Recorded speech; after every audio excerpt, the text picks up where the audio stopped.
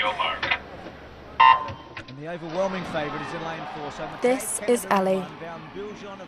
She is an Olympic champion and has competed from an early age, winning both regional and national events. And she has Down syndrome. The Cleesby family live in number 37, the Lauren Beat, Durham. Mum, dad, sister and Ellie's best friend are a typical northern family.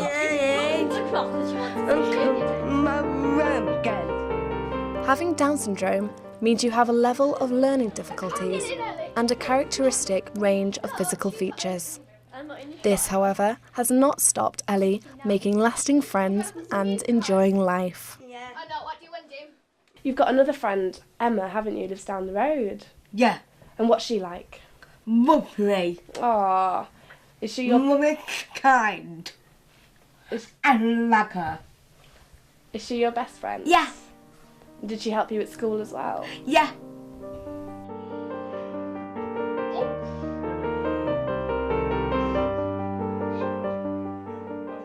And certainly hasn't stopped the fulfilment of her dream to become an Olympic swimmer.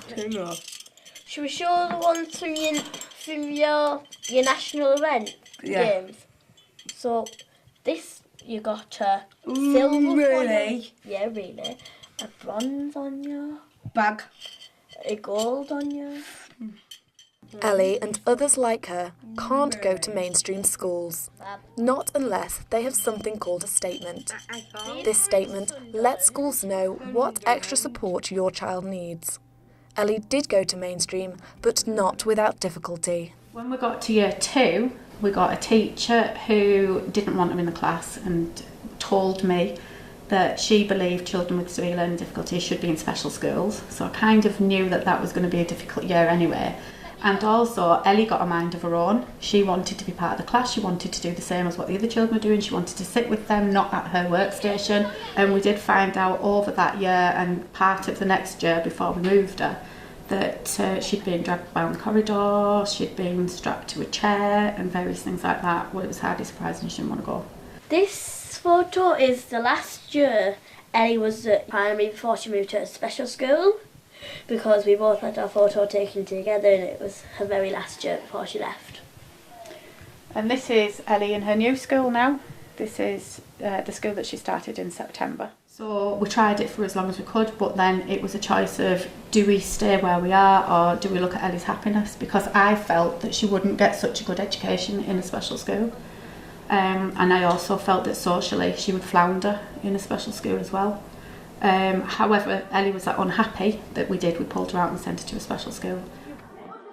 I don't think she's made as many friends within a special school environment. She has friends who she sees at school who are kind of school friends, but they're not real friends that she sees outside of school, apart from one. And I don't think that there's as much emphasis on education, which I think is important. Although these concerns are rejected by the school, it does understand why parents are anxious. It's that the students don't get to mix with their peers, so the more able students would like to be classed as normal, whatever that is. That's what they themselves will say, and they feel that they get bullied for being in a special needs school.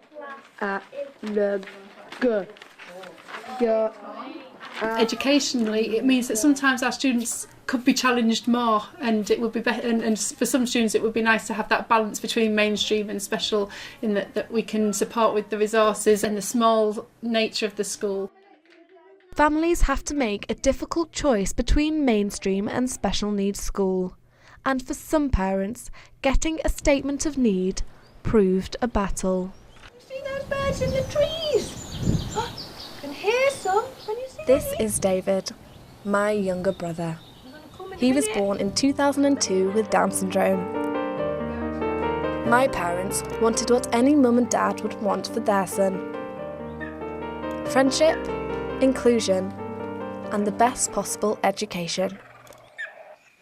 I always felt, and I think my husband Steve felt as well, that we'd like David to be in mainstream school because we felt that that was the best place for David to be. And I think part of that is because you don't want your child to have needs and be different and seen in that special bracket.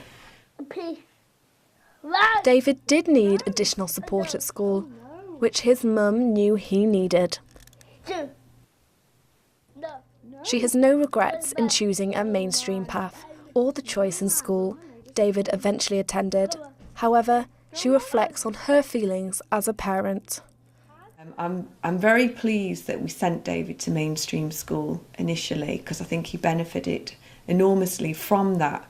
However, sort of getting David a statement of need to go into school was like a battle in itself. And as a parent, you've got to use up an awful lot of emotional energy and fight for something that you know is right, but you don't actually know how to go about it.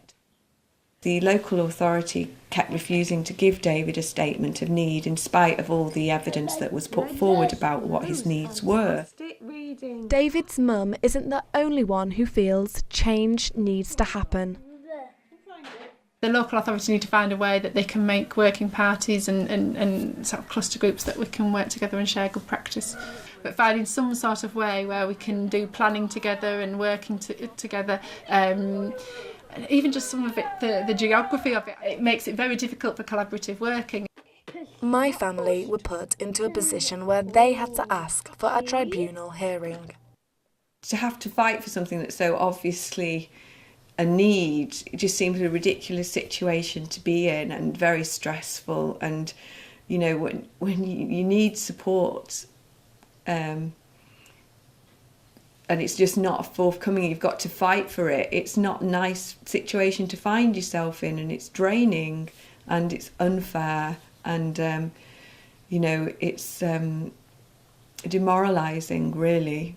It makes you feel inferior, it makes you feel like you're a second-class person, your child's a second-class person. This was a difficult time. However, the odds changed in David's favour, and the local authority changed their minds. So I have here a letter from the Tribunal Service, the Special Education Needs and Disability Tribunal people, which basically says that they're treating the appeal as being successful because the local education authority agreed to give David a statement of need. Families may not have to fight anymore, as from September 2014, a new system called an Education, Health and Care Plan is replacing the statement. The biggest change in September is the fact that parents and children are at the centre of the assessment. So it's about, you know, inclusion, it's about achievement, you know, what will the child achieve. It takes away the feeling that parents feel that it's been a battle. But will it work? Every week in Darlington, an education centre for children with Down syndrome joined together to support both parents and children.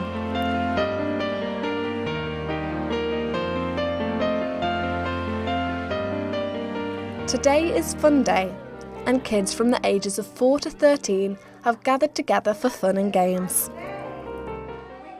The woman who founded the charity has been involved with the national changes to the Education, Health and Care Plan. It is enabling professionals to sit around the table in a way that the statement didn't. So everybody can feed in, parents' views are taken, the child's views taken into account. So I'm hoping it will work.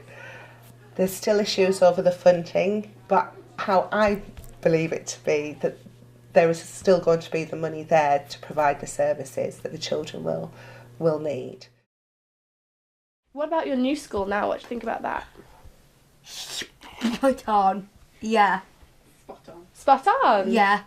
Oh, are you excited to go back this year? Yeah. Yeah? And Tomorrow, I think. yeah, tomorrow. Yeah. Ellie has now settled into special needs school, despite the initial struggle in a mainstream setting. Look. See if you can see the blue print. Quickly.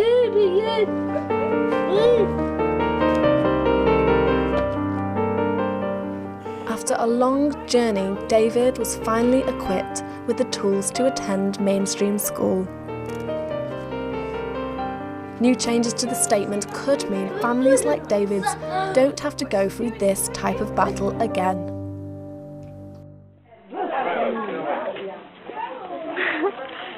Say bye, David. Bye-bye.